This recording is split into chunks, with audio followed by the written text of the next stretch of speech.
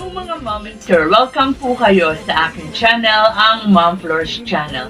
For today's video, ang itatopic natin ay si Kalingap Edu. Medyo matagal-tagal na rin natin hindi napapag-usapan si Kalingap Edu. Alam niyo si Kalingap Edu ang isa sa mga Kalingap boys o K-boys na masasabi natin naging makulay ang journey sa Kalingap, di ba? Kasi ito si Kalingap Edu ay isa sa mga pambatong leading men ni Kalingap Rab sa kanyang mga serye. Kung natatandaan niyo po, may tatlo siyang naka-love team bago niya na-meet si YP. So, ang una niya po, flashback tayo. Baka may mga bagong Kalingap viewers dito o subscribers na hindi alam na ang unang naging ka-love team ni Edu ay si Sheena. Ayan, Ed Shen. Naalala niyo ba yan? Siya yung kapatid ni Bombay. Ayan, nagtukso-tuksuhan sila kasi nga palaging, kumbaga, siya pero ni Bombay itong si Ate Sheena niya. At syempre, bilang K-boys, lagi rin kasama ni Kalingap Rab si Edo. Kaya ayan, nagkaroon sila ng mga tuksuhan at isinilang ang unang love team sa Kalingap. Ito nga ay ang Ed Shen. Kaya lang inihinto ni Kalingap Rab ang kanilang team up o love team dahil respeto sa boyfriend ni Ate Sheena. Meron na pala siyang boyfriend. Sa ngayon ay nagdadalang tao na si Ate Sheena sa kanyang boyfriend. Mukhang masaya naman sila sa kalagayan nila ngayon.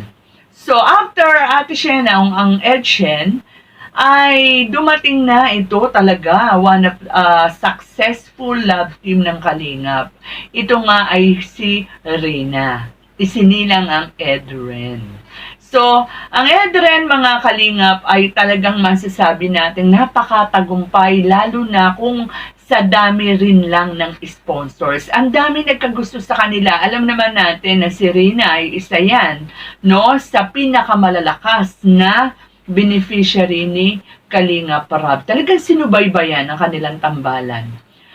So, bagamat maraming nagpupush na talagang magkaroon ng love angle ang kanilang tambalan, alam naman natin na hindi po pwedeng mangyari yon dahil sa kalagayan ni Rina. Talagang, kumbaga, pinagparehas sila bilang kuya, 'di ba? Magkuya. Kung meron mang relasyon na mabubuo dyan, ay ang pagmamahal ng isang kuya sa kanyang nakababatang kapatid.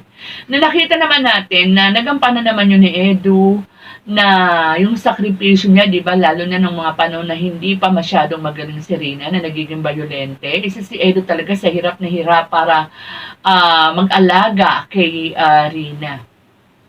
So, dumating yung punto na bumitaw si Edu dahil may mga ilan na mga fans na parang nagiging toxic na parang gusto nang diktahan si Edu sa kung ano yung gusto, kumbaga kung ano yung gusto nilang mangyari, dapat yun ang gagawin ni Edu. Na syempre, hindi naman po pwede yun. Dahil mayroon naman syempre sariling buhay din si Edu bilang vlogger, no? Hindi naman kinakailangan ang kanyang buhay bilang vlogger ay iikot na lang kay Rina. Pero kahit na nagpaalam si Edo kay Rina, alam mo, isa yan sa mga nakalulungkot o nakakaiyak na senaryo sa Kalingap serye o sa naging video vlog ni Rab, yung pagpapaalam ni Edo kay Rina. Talagang nakakaiyak yun kasi ang daming nagmahal sa kanila, kahit na hindi nilang bilang love team ang pakiusap nila, ay bilang kuya ni Rina. Kaya lang, decided na talaga si Edo dahil nga doon sa nabanggit kong rason kanina. So, pero alam ba ninyo mga Kalingap, kahit na si Edo ay nagpaalam na bilang sa Edren, ay off-cam, patuloy niya pa rin itong inaalagaan o nagpapakita pa rin siya ng pagkikare kay Rina, no? At ang pumalit nga sa kanya bilang tagapag-alaga o suporta kay Rina ay walang iba kundi si Ate Roda, na sa tingin naman natin ay mas okay yun kasi iba pa rin kung babae talaga ang mag-aalaga kay Rina. At nakita natin ang napakalaking improvement, development ni Rina, no? Sa ngayon, ang laki na improvement ni Rina. Salamat talaga sa Diyos, salamat talaga sa Kalingap. At syempre itong pangatlo ay talagang kumbaga isa rin ako sa kumbaga sumuporta dito sa pangatlong love team na ito ni Edu. And talagang masasabi kong bagay na bagay sana sila. Ito ay walang iba kung hindi si Erica. So isinilang ang Edrica.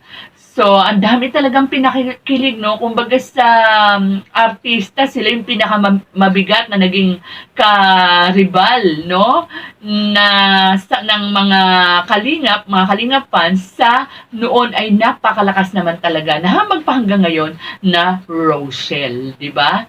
So, dito, ang pagwawakas ng Edrica ay masasabi nating napakasakit kasi nga, si Erica ay bigla na lang bumitaw. Kumbaga, iniwan sa ere ang Kalingap, iniwan sa ere ang Edrica, ang mga nagmamahal na supporters ng Edrica. Ito ay ang dahilan niya, no, pinasabi niya kay Lolo Miguel na ayaw niya na magpa-vlog dahil gusto niyang makapag-concentrate sa kanyang pag-aaral. Gusto niyang maging private person. Pero later on, nalaman na natin ang tunay na dahilan, di ba? So, actually, madami tayong naririnig dyan, mga naging karanasan ni Edu, no? Masasakit na karanasan ni Edu kay Erica. Pero being a true gentleman, hindi na lang yan isiniwalat ni Edu yung pagiging malamig na pakikitungo ni Erica. May mga kwento tayong alam na hindi yan sabi-sabi, hindi yan chismis, pero talagang from a very reliable source, no? Especially dun sa mga nagkagusto sa kanilang love team.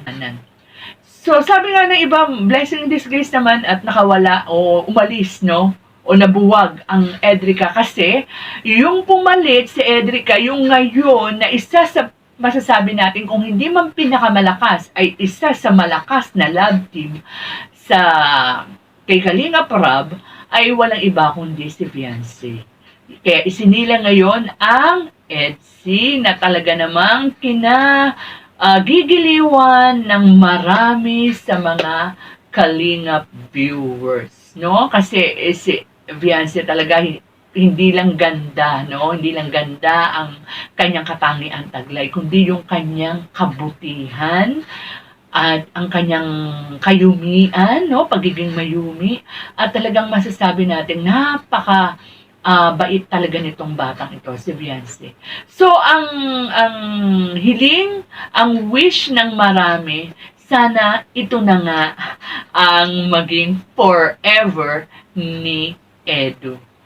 So, alam ko marami sa mga, especially mga Beyonce o Etsy supporters, Kalingap Edu supporters, ang talagang naghahangad na sana ay ikaw na nga, Beyonce. Ang forever ni Kalingap Edu. So, pag nangyari yan, nako, ang daming matutuwa. So, with that, mga Kalingap, hanggang dito na lang po muna ang ating kwentuhan.